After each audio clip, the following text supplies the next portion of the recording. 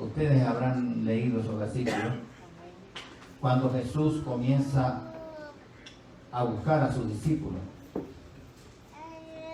¿cuál era la palabra clave que le decía a sus discípulos? Que está registrada en varias partes de la Biblia. No sabe.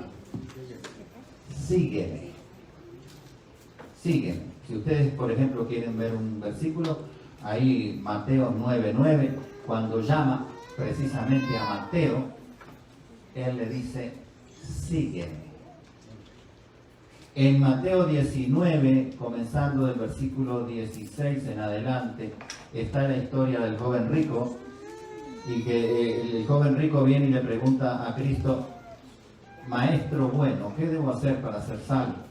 Y ahí comienza un diálogo, y la respuesta de Jesús es, vende todo lo que tienes, dáselo a los pobres, ven a mí y sígueme. Así que ese llamado de seguir a Cristo Jesús es también para nosotros. Jesús nos llama para que nosotros lo sigamos a Él. Ahora, en aquel tiempo Jesús estaba en vida y obviamente los discípulos era fácil seguirlo. Pero hoy Jesús no está con nosotros, está en el santuario celestial, está ministrando a favor del hombre y de la mujer allá en el cielo. ¿Cómo hacemos para seguirlo si no conocemos el camino? Hay un camino que como cristianos debemos recorrer. Ese camino está escrito en la palabra de Dios. Sin embargo, como vamos a leer un versículo, muchos buscan de ese camino y no lo encuentran. Y entonces tenemos que darle gracias a Dios, porque nosotros sí lo hemos encontrado. Y hoy vamos a reafirmar cuál es el camino que nosotros debemos seguir. Allí hay un versículo que dice, entrad por la puerta estrecha, porque ancha es la puerta y espacioso el camino, ve, ahí está hablando del camino, que lleva a la perdición, y muchos son los que entran por ella. Es decir, el Señor nos está diciendo que nos enfoquemos en la puerta estrecha, porque hay también una puerta ancha, y hay un camino ancho, un camino espacioso, donde todo el mundo va por ahí, pero ese camino lleva a la perdición. Otro versículo. Porque estrecha es la puerta y angosto el camino que lleva a la vida, y pocos son los que la hallan. Hay una puerta estrecha, hay un camino estrecho, donde el Señor quiere que nosotros andemos, y muy pocos son los que consiguen esa puerta, atravesar esa puerta y andar por el camino que Dios quiere que nosotros andemos. Un versículo más. Esforzaos. Así que hay que esforzarse. No es fácil, hay que esforzarse. Esforzaos a entrar por la puerta angosta, porque os digo, muchos procurarán entrar y no podrán. Porque para entrar por esa puerta, Dios exige condiciones al hombre y a la mujer. Hay que cumplir condiciones. Y muchos quieren caminar hacia la vida eterna con sus propias condiciones. Y no aceptan las condiciones que el Señor nos pide.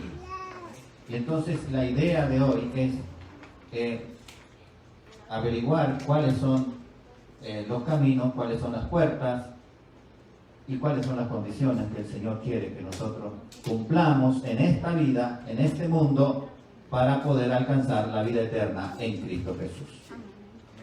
Entonces la pregunta es, ¿cuáles serán esas puertas? ¿Cuál es la puerta ancha? ¿Cuál es la puerta angosta? Bueno, hay un versículo que nos ayuda a entender cuando Cristo dijo, yo soy la puerta.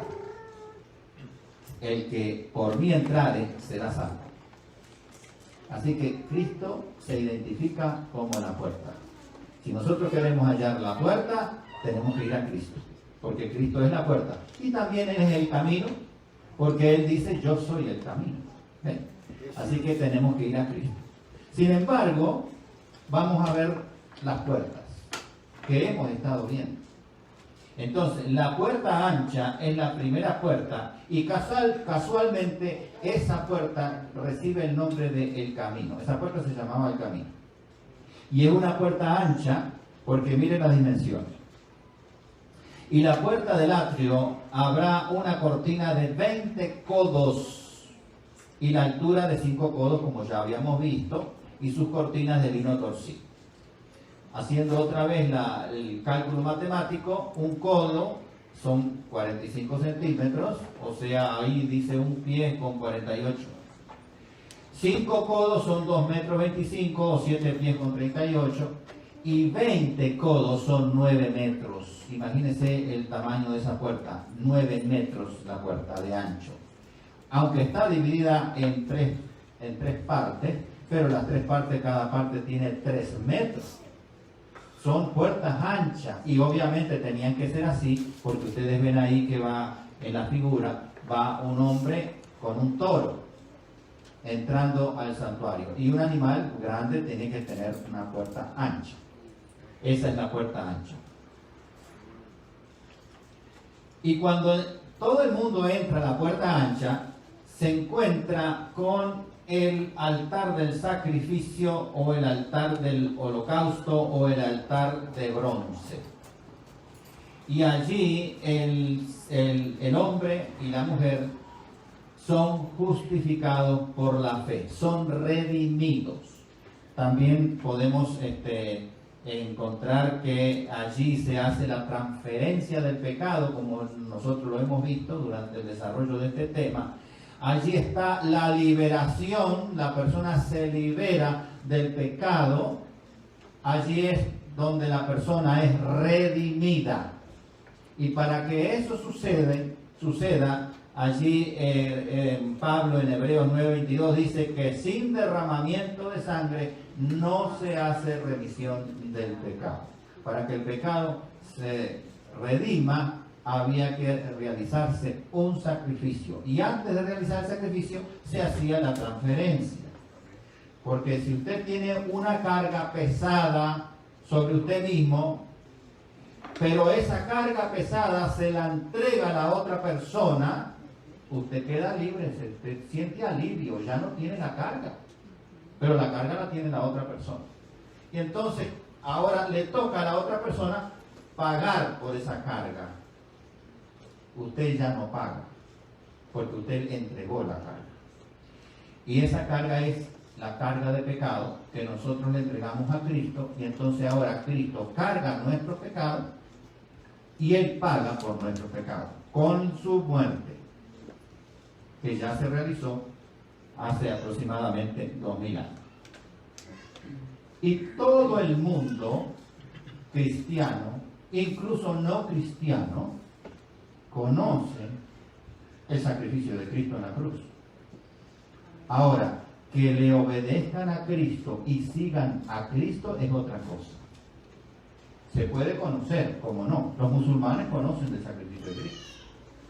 Muchas denominaciones cristianas conocen del sacrificio de Cristo. No hay que hablarle mucho. Sin embargo, el punto está en seguir a Cristo cuando Cristo le decía a sus discípulos, sígueme. Esa es otra cosa, y es lo que nosotros vamos a aprender hoy, es a seguir a Cristo. Bueno, ¿qué representa el altar del sacrificio? Ya lo vimos, la paga del pecado es muerte, y Cristo, como es el Cordero de Dios que quita el pecado del mundo, es el que muere así como morían los distintos corderos que morían en el altar del sacrificio. Habíamos dicho también que en el altar del sacrificio muere el hombre o la mujer antiguo, aquella persona que se oponía a Dios y a las cosas de Dios. Cuando decide seguir a Cristo y entregarse a Cristo, entonces esa persona es, juntamente con Cristo, es sacrificada.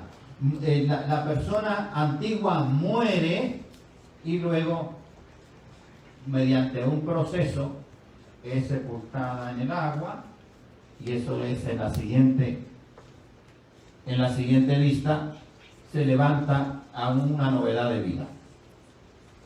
Ahora, miremos este versículo en Apocalipsis. Apocalipsis 11, versículo 1 y 2.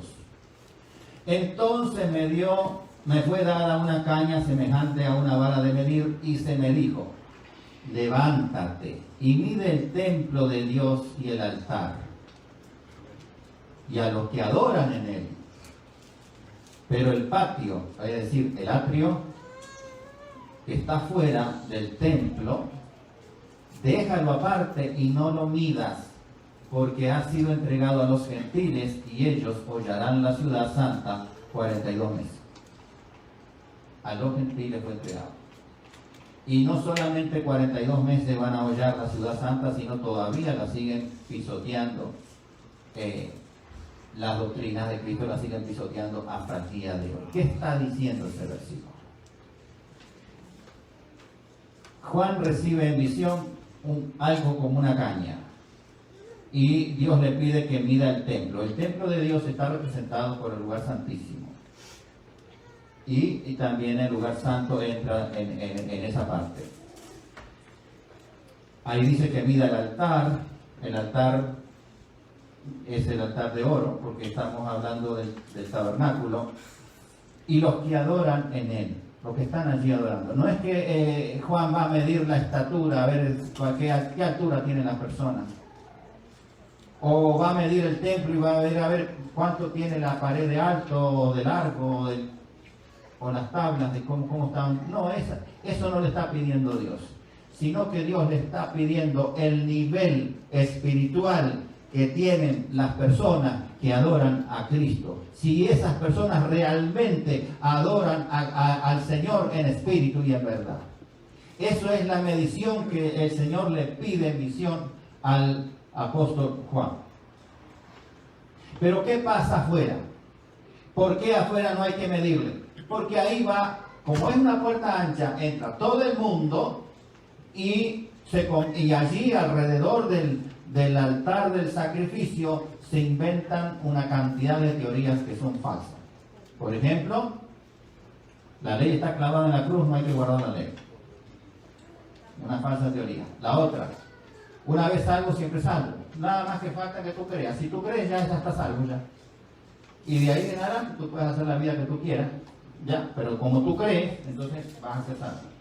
También vienen otros y dicen: no necesariamente tú tienes que mirar a Cristo, puedes mirar también a una persona encumbrada, y algunos ciertos muertos también tú puedes invocar y te vas a hacer salvo. A la mamá de Jesús, por ejemplo, también tú puedes invocar y salvarte. Pero esas son todas cosas que, como dice allí, que la verdad de Dios es hollada, es pisoteada, es tergiversada, es falseada. Entonces Dios dice: no lo midas ahí. Lo que tú tienes que medir el templo y los que adoran en el templo. A eso sí tienes que medir. Y el Señor nos mide a cada uno de nosotros. A ver si nosotros realmente adoramos al Señor en espíritu y en verdad. Amén. Si nosotros seguimos su palabra correctamente, la verdad de Dios, y no nos desviamos de un lugar para otro. Ahora, ¿qué pasaba después del altar del sacrificio? El pecador llegaba con el corderito, confesaba los pecados ahí en el altar del sacrificio, le ponía las manos encima de la cabeza del corderito, transfería el pecado del corderito, degollaba el corderito, y una vez que él hizo eso, él se retiraba y se iba. Otra vez entró por la puerta ancha y salió por la puerta ancha. Ahora, de ahí en adelante, ¿quién avanzaba? El sacerdote. El sacerdote era el que avanzaba, tomaba, o sea, recibía en un recipiente un poco de sangre del cordero, la otra se esparramaba ahí debajo del altar y alrededor del altar del holocausto, y él con esa sangre iba adentro, pero antes de pasar adentro se encontraba con el lavacro. Entonces la pregunta es: ¿cómo nosotros podemos seguir a Cristo? Porque hasta el altar del sacrificio todos podemos ir. Todos podemos ir. Pero ¿cómo hacemos para avanzar si solamente podían avanzar los sacerdotes? ¿Cómo podemos hacer nosotros? ¿Nos quedamos ahí en el altar del sacrificio? Pues no, porque hay un cambio. El que está en Cristo cambia nuestra condición, como dijo la hermana. Somos una nueva criatura en Cristo Jesús. Pero hay algo más todavía. Nosotros somos el linaje escogido, somos real sacerdocio. Así que ahora nosotros, al seguir a Cristo, nos transformamos en sacerdotes y sacerdotisas para Dios. ¿Ve? Y entonces somos una nación santa y es parte de ese pueblo que Dios adquirió, que nos sacó de las tinieblas y nos llevó a su luz admirable, para que ahora nosotros anunciemos las virtudes de aquel que tanto nos amó, que entregó su vida por nosotros. ¿Eh? Hay un versículo más todavía, en Apocalipsis 1:6 y Apocalipsis 5:10. Cristo Jesús nos hizo reyes y ¿qué más? Sacerdotes para Dios su Padre. Así que ahora nosotros somos sacerdotes de Dios. Somos nación santa. Entonces, en esa condición, ¿podemos avanzar? Sí, ¿podemos seguir adelante? Amén. Claro que sí, que podemos seguir adelante en el nombre de Cristo Jesús. Amén. Y entonces, cuando avanzamos, nos encontramos con el lavacro, y habíamos dicho que el lavacro era un símbolo de la purificación. Somos purificados por la palabra de Dios, por la acción del Espíritu Santo. Por la muerte de Cristo hace posible la muerte de Cristo por nosotros. Entonces somos regenerados, porque estábamos deshechos, estábamos ya casi muertos por el pecado, pero cuando recibimos de Cristo Jesús, el Espíritu Santo nos transforma, la palabra de Dios nos transforma y somos regenerados, somos renovados y en realidad somos resucitados. Amén. Para honra y gloria de Dios. ¿Se da cuenta? Morimos en el altar del sacrificio. El hombre viejo y esa mujer vieja, antigua, que se rebelaba a Dios, que era contra Dios, muere allí con Cristo crucificado. Amén. Pero entonces somos sepultados en el agua y salimos allí mismo en el lavacro a una novedad de vida. Amén. Porque como dice allí, somos regenerados, somos resucitados y somos renovados. Y ahí están los versículos que apoyan lo que estábamos diciendo hasta ahorita en Efesios 5, 25 y 26. Cristo nos amó a su iglesia y se entregó a sí mismo por ella para santificarla, habiéndola purificado en el lavamiento del agua por la palabra. ¿Ve? Ese es el símbolo del lavacro. Otro versículo más dice lo siguiente: nos salvó no por las obras las obras buenas que nosotros podemos hacer. El Señor nos salva por las obras que nosotros hacemos. Tenemos que hacer obras buenas, por supuesto que sí, pero no nos salva por las obras. Nosotros somos salvos por la gracia, por el amor, por la misericordia de Dios. Amén. Así somos salvos. Y entonces dice el versículo, sino que somos salvos por la misericordia, por el lavamiento de la regeneración y por la renovación en el Espíritu Santo. Amén. Porque cuando aceptamos a Cristo, el Espíritu Santo comienza a hacer una transformación imperceptible en nosotros, pero nosotros vamos cambiando de gloria en gloria, dice. Cuando nosotros tenemos a Cristo como nuestro espejo, tenemos a su palabra, y contemplamos constantemente a Cristo a través de estudiar su palabra, el Evangelio dice que somos transformados de gloria en la imagen de Cristo Jesús. Amén. Y la gente después nos va a ver una diferencia en nuestro rostro, porque no somos como otra gente, sino que hay algo especial en nosotros. Y ese especial no es por nosotros mismos, sino porque Cristo mora en nuestro corazón. Amén. Esa es la diferencia. Entonces ahora, si transformados, siendo sacerdotes y sacerdotisas para Dios, nos podemos acercar confiadamente al trono de la gracia.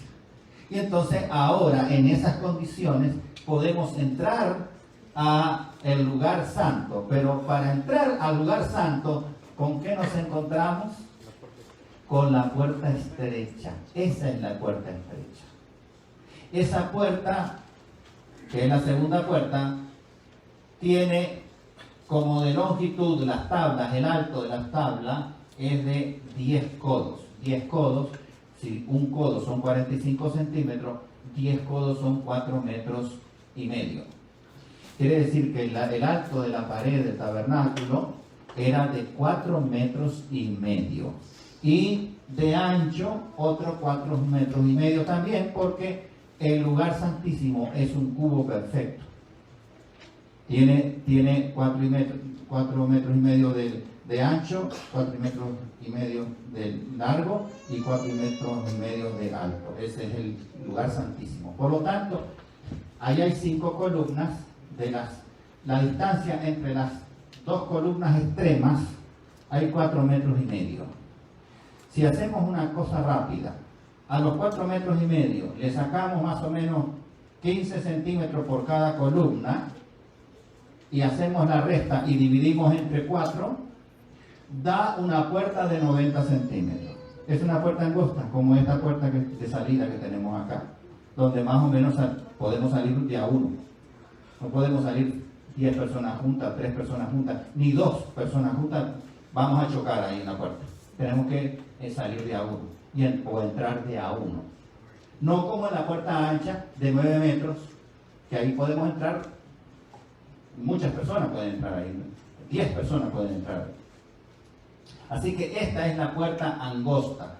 Y es alta la puerta, porque miren, la puerta tiene 4 metros y medio de alto.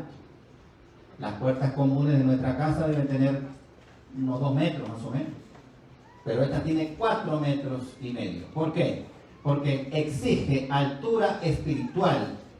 Exige un nivel espiritual alto, elevado. Acuérdese esa visión de Elena G. de White cuando dice que ella miraba y buscaba el pueblo. Y el pueblo de Dios iba caminando y se salía del piso y iba subiendo. Iba subiendo, se iba levantando y enfrente tenía allá lejos a Cristo Jesús. Todos los que contemplaban a Cristo Jesús se mantenían caminando seguros por ese camino espiritual que se elevaba del piso. Pero el que se apartaba la vista de Cristo caía en el abismo de oscuridad. ¿Ven? Entonces aquí, para entrar a ese lugar, requiere de un cierto nivel espiritual. Ahí están las medidas: 10 por 10 codos, o 4,5 por 4,5 metros, o 14,75 pies por 14,75 pies. Y entonces ahora nosotros como sacerdotes podemos entrar al lugar santo por fe. Y entonces, ¿qué vamos a hacer allí? Todo lo que está en el lugar santo es continuo.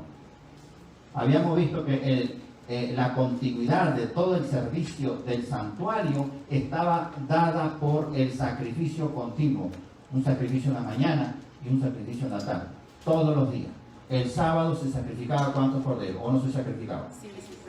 Sí, se sacrificaban corderos el sábado para exaltar el Shabbat.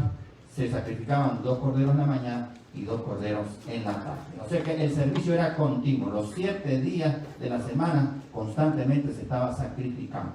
Y todo lo que está sucediendo dentro del altar, dentro del tabernáculo, de la parte del lugar santo, también era continuo.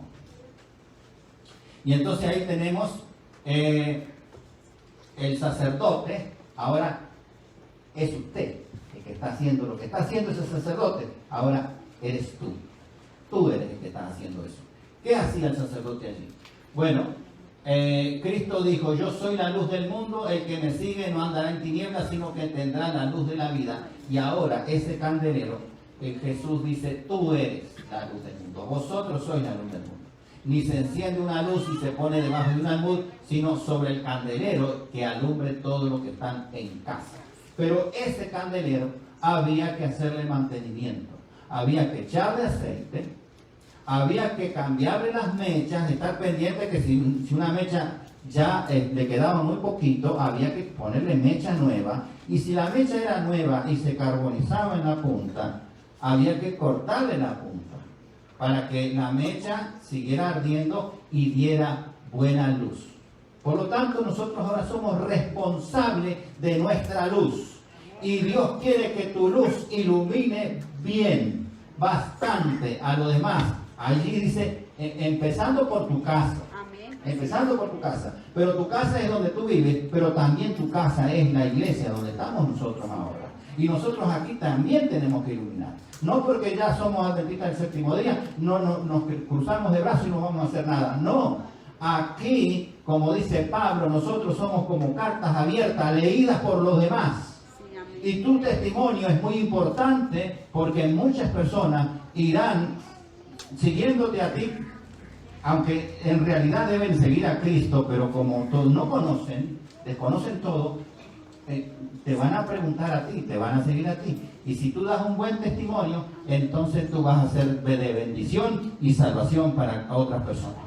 Pero si tú das un mal testimonio en tu casa o dentro de la iglesia, tú le estás cerrando la puerta a muchas personas. Hay que tener mucho cuidado con eso. Por eso, si hay algo que tienes que cortar en tu vida, que te molesta para que tú te mantengas fiel a Dios y des buen testimonio, es hora de cortar. Es hora de cortar esa situación o con esa persona que está impidiendo que tú seas un verdadero y genuino cristiano. ¿Había que cambiarle mechas al candelabro? Sí. Posiblemente hayan cosas que tú tengas que cambiar en tu vida para que tú puedas honrar y glorificar a Dios en espíritu y en verdad. Y que tu testimonio sea genuino. ¿Y qué hace falta para que ese candelabro ilumine?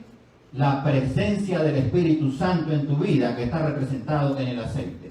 Por lo tanto, tú tienes que orar a Dios para que la presencia del Espíritu Santo trabaje en tu mente, trabaje en tu corazón. Así que cuando ores, no solamente le pidas las necesidades tuyas, sino también pide la presencia de Dios a través del Espíritu Santo en tu vida, para que el Señor haga un trabajo de transformación.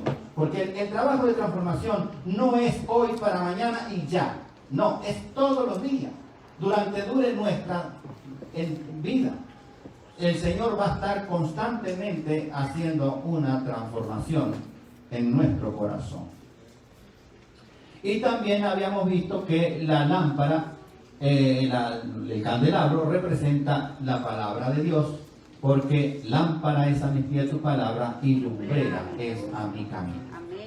El candelabro representa a Cristo, representa al Espíritu Santo, nos representa a nosotros como iglesia y representa la palabra de Dios. Y tomarás flor de harina y cocerás de ella 12 tortas y las pondrás en 2 hileras, 6 cada una. Enfrente del candelabro estaba la mesa de los panes, donde había que poner 12 panes. Y cada pan representaba una tribu. Por eso eran 12 tribus, 12 panes. Pero habíamos visto que la mesa de los panes en la tierra representaba el trono de Dios en el lugar santo, en el cielo. Y que cuando Cristo ascendió y se sentó a la diestra del Padre, entonces allí una pila representa al Padre y la otra pila representa a Cristo Jesús. El mismo Cristo dijo que Él era el pan de vida. Y cuando se hacía el cambio de ese pan, allí lo dice claramente, cada día de reposo, cada Shabbat, cada sábado, lo pondrás continuamente en orden delante del Señor en nombre de los hijos de Israel. En orden. Estamos nosotros contando con un Dios de orden en todas las cosas, en todos los detalles, es un Dios de orden. Por lo tanto, eso nos dice a nosotros que nosotros tenemos que ordenar nuestra vida, que nuestra vida sea una vida de orden, en todos los aspectos, en el hogar, con el cónyuge, con los hijos, en el trabajo, en el vecindario, en el mercado, donde tú estés. Tú tienes que ser una persona correcta, una persona de orden, porque tú estás adorando a un Dios que es un Dios de orden. Y el pan entonces representa al Padre, representa a Cristo, representa la palabra de Dios, porque no solo de pan vivirá el hombre, sino de toda palabra que sale de la boca del Señor. Allí lo dice el versículo. Y nos representa a nosotros. Como dije, ahí está el versículo donde Cristo dice que yo soy el pan de vida, si alguno comiere de este pan vivirá para siempre. Ese pan es el que Dios quiere que nosotros nos alimentemos. Y lo interesante es que en la medida que nosotros nos alimentamos con ese pan, nos transformamos en pan para alimentar a otros. Porque ahí están representadas las 12 tribus, que es el pueblo de Dios. Y nosotros somos pueblo de Dios. Amén. Por lo tanto, nosotros estamos representados allí en los panes. Una vez alguien me preguntó, ¿y dónde está el Espíritu Santo ahí? Porque ahí no se ve. Ahí hay dos pilas, el Padre y el Hijo. ¿Y dónde está el Espíritu Santo? Habíamos dicho que esos panes eran amasados ¿con qué cosa? Harina y aceite de oliva. Así que el Espíritu Santo está integrado allí en esos panes.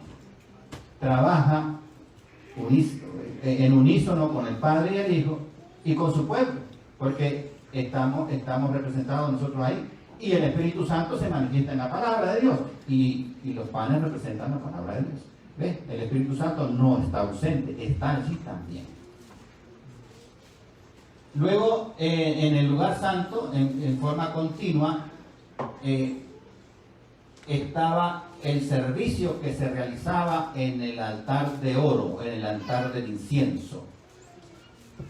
Y ese servicio que se hacía allí era la hora de la oración, y habíamos dicho que exactamente en la misma hora que afuera, en el patio, se estaba sacrificando al corderito, en el servicio continuo, el sacerdote elegido estaba intercediendo, poniendo más brasas y poniendo más incienso y elevando una oración de intercesión ante el Señor. Y habíamos dicho que la oración, el incienso, no era exactamente las oraciones de los santos, porque hasta ahora nosotros hemos conocido que el incienso eran las oraciones de los santos. Pero nosotros vimos que es algo más que las oraciones de los santos. Y ahí tenemos la cita. Él, Cristo, sostiene delante del Padre el incensario de sus propios méritos. Esto es un elemento divino. Él es el incensario de sus propios méritos, de Cristo. Los méritos de Cristo, de su sacrificio. Él sostiene el incensario, un elemento divino. Y en ese incensario, dice allí, no hay mancha ni corrupción terrenal, porque es algo divino. Eso pertenece al cielo, a la divinidad. No hay nada humano allí. Y entonces, ¿qué es lo que reúne el Señor allí? Reúne elementos humanos y elementos divinos.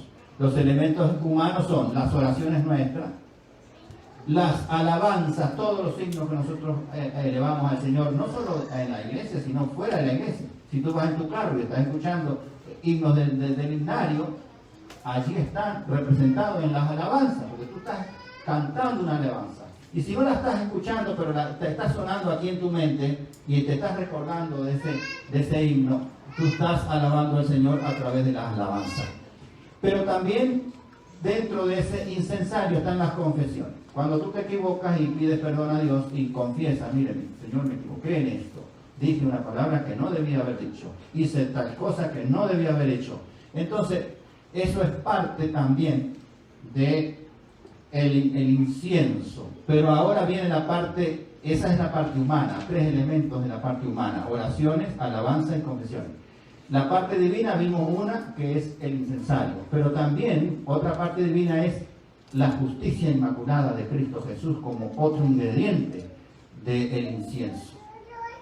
Y ahora falta el perfume, y eso está perfumado por los méritos de la propiciación de Cristo, y entonces eso es todo lo que asciende a Dios, como dice allí, plena y enteramente aceptable. Ahora sí Dios lo acepta, porque hay una mezcla humana divina, y entonces así Dios nos acepta. Si nosotros nos presentamos ahora como estamos ante Dios, Dios no nos acepta. Porque somos pecadores. Nuestra naturaleza es pecaminosa. Pero cuando vamos a Cristo y Cristo nos cubre con su manto de justicia, entonces Dios sí nos acepta. Porque no nos está viendo a nosotros, sino está viendo los méritos de Cristo a través del manto blanco de justicia que nos cubre a nosotros. ¿Se da cuenta? Tiene que haber una relación con Cristo allí. Tenemos que seguir a Cristo. Y entonces, para resumir, bueno, allí está como habíamos dicho, que una de las invitaciones del Señor es que oremos constantemente, porque la oración, la alabanza y las confesiones son ingredientes del incienso. Si nosotros dejamos de orar, si nosotros dejamos de confesar, si nosotros no alabamos al Señor, no sube ningún incienso porque le faltan ingredientes. Es como si usted tuviera un carro y el carro no tiene la llanta. Usted se puede montar en el carro ahí, pero no camina, porque no tiene la llanta. La llanta es algo indispensable. Ok, tiene la llanta, pero no tiene gasolina. Entonces no funciona porque le falta gasolina. ¿Ve? Tiene gasolina, tiene llanta, pero no tiene electricidad, no tiene batería. No funciona. O sea, tiene que tener todo en forma armónica para que funcione ese carro. Lo mismo pasa a nivel espiritual. Tiene que estar todos los ingredientes humanos, los ingredientes divinos, para que ascienda ese incienso a la presencia de Dios. Y por eso Él nos insta a orar sin cesar. Amén. Y ahora, la otra pregunta, ¿y el Espíritu Santo qué?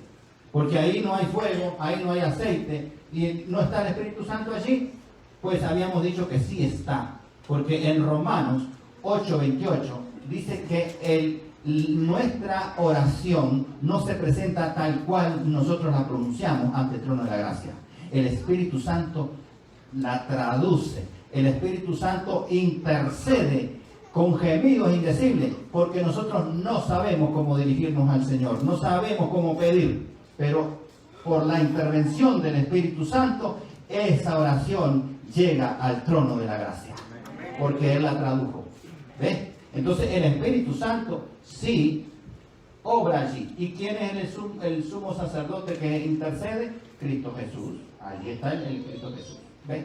Pero si nosotros somos los sacerdotes, también nosotros intercedemos por otras personas y estamos allí elevando una oración y oramos por algún enfermo, oramos por algún caso de familia, de un hermano de iglesia. Nosotros también estamos intercediendo conjuntamente con Cristo Jesús. La insistencia del Señor es entrar por la puerta estrecha y esforzaos a entrar. El Señor quiere que nosotros entremos al lugar santo y comencemos allí a oficiar en los tres muebles, en el altar de oro, a través de la oración, en la mesa de los panes, comiendo, alimentándonos con la palabra de Dios y también dándole de comer a otros. Porque el Señor dice, pon tu pan sobre las aguas y espérate que ese pan va a volver. ¿Ves? El resultado de poner ese pan en las aguas lo vas a ver más tarde. Y también en el candelabro para iluminar a los que están en la oscuridad. Mire allí el resumen. En el candelabro de oro nosotros somos luz y entonces en cierta manera nosotros le hablamos a otros de Cristo. Estamos dando testimonio porque estamos iluminando donde estemos. En tu casa, en el trabajo, en el lugar de estudio. Estamos iluminando, estamos dando testimonio de que seguimos a Cristo en espíritu y en verdad. En la mesa de los panes nos alimentamos con la palabra de Dios, con Cristo.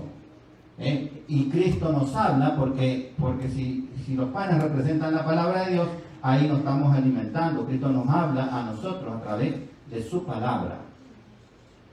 Y en el altar del incienso, ahí está la intercesión, nosotros le hablamos de Cristo, a Cristo. a través de la oración. Nosotros nos vamos y nos dirigimos al Padre en el nombre de Cristo. Estamos nosotros hablando al Señor ahora a través de nuestra oración. ¿Ves? Entonces, en el candelabro de oro le hablamos a otros de Cristo. En la mesa de los panes, Cristo nos habla a nosotros a través de su palabra. Y en el altar del incienso, nosotros le hablamos a Dios a través de la oración. Pero hay otra puerta más. Hay otra puerta más en la cual nosotros tenemos que seguir a Cristo Jesús, y es la puerta que da del lugar santo al santísimo, que ahí solamente podía entrar el sumo sacerdote una vez al año. Pero nosotros podemos entrar porque podemos seguir a Cristo por fe. No vamos a entrar en forma física, pero sí podemos seguir a Cristo por fe, allí adentro. Por eso hay un versículo poderoso en la palabra de Dios, muy conocido, pero muy relacionado con el santuario. Y ese es Juan 14:6.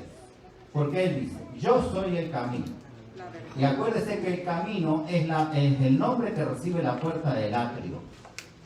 Y allí en ese camino, en esa puerta ancha, la primera puerta, todo pecador arrepentido encuentra justificación. ¿Qué significa encontrar justificación?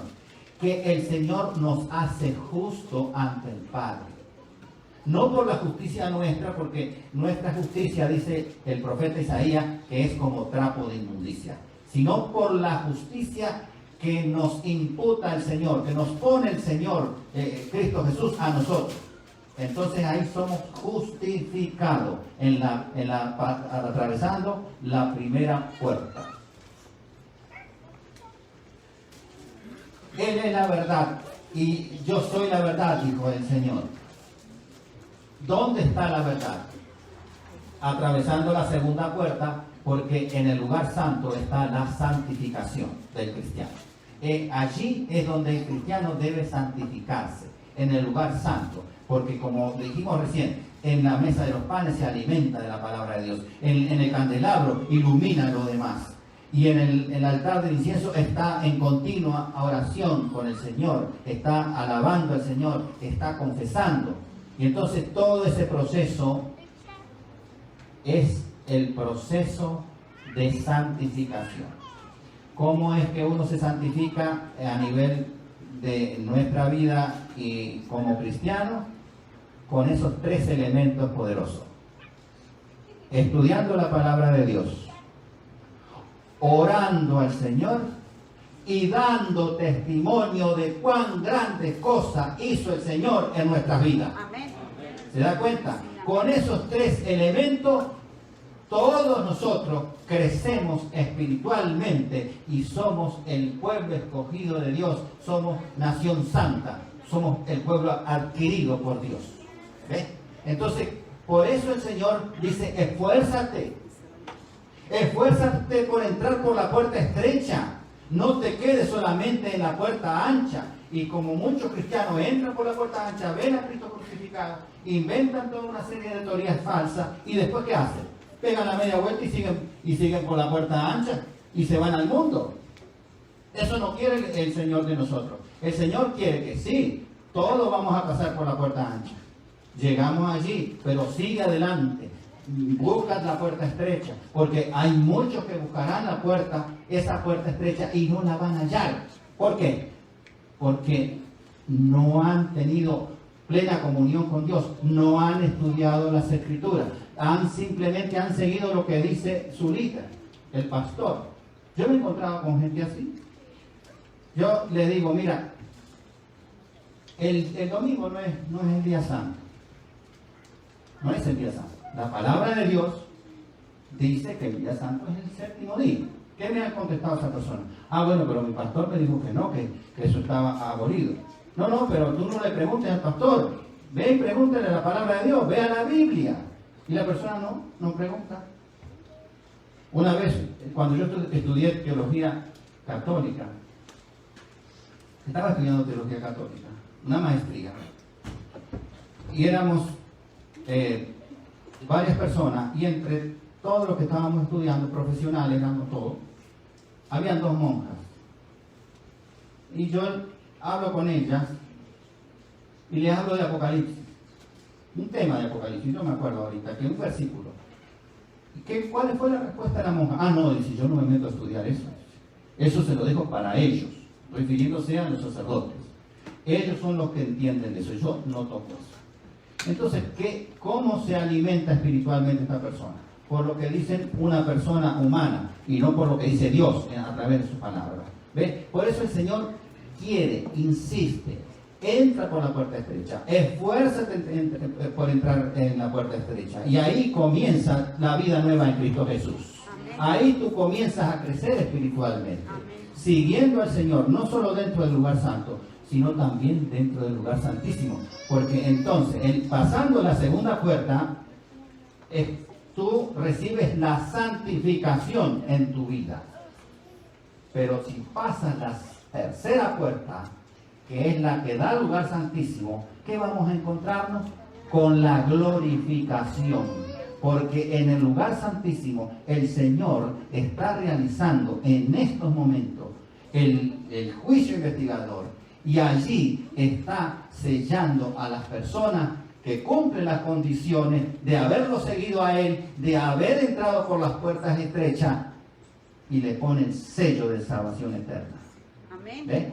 Pero los que solamente llegan hasta el atrio y ven a Cristo crucificado y comienzan a cantarle a Cristo y Dios te ama, y de ahí siguen, pegan la media vuelta y se van al mundo otra vez, Dios no lo puede sellar para la vida eterna. Por eso el Señor nos insta, nos invita, no te obliga, pero Él te dice: esfuérzate por entrar por esa puerta estrecha, porque allí vas a encontrar primero justificación, después santificación y finalmente glorificación. Amén. Y tú vas a ver a Cristo cara a cara cuando Él venga en majestad y gloria, porque Él te va a dar un cuerpo nuevo y un cuerpo glorificado, y tú vas a ver a los ángeles de Dios y vas a ver a Cristo cara a cara. Amén. Y eso es atravesando la tercera puerta. Por eso el Señor dice en ese mismo versículo que nadie viene al Padre sino por Cristo Jesús. Amén. Él es el único camino. Si te dijeron antes, como a mí me lo dijeron, que los caminos podían ser varios, que yo podía ir por los santos, podía ir por el sacerdote, podía ir por el Papa, podía ir por la Virgen, son caminos de muerte. Porque aquí ustedes ven claramente que hay un solo camino para alcanzar salvación. Y ese camino tiene un nombre: Cristo Jesús. Amén. Y aquí está demostrado que es así. Ahí están demostradas las partes como uno avanza para la gloria y honra de Dios. Primero, justificación. Tú dejas los pecados del hombre antiguo, lo dejas ahí crucificado con Cristo en el altar del sacrificio, y avanzas ahora como en una novedad de vida, como un sacerdote para Dios, y entonces comienza en tu vida un proceso de santificación. Lo que nosotros vivimos ahora es el proceso de santificación, sabiendo que cuando Cristo venga en majestad y gloria vamos a ser glorificados. Amén. Que la bendición de Dios, del Padre, del Hijo y del Espíritu Santo permanezca en cada uno de ustedes. Amén. Siempre. Amén. Siempre.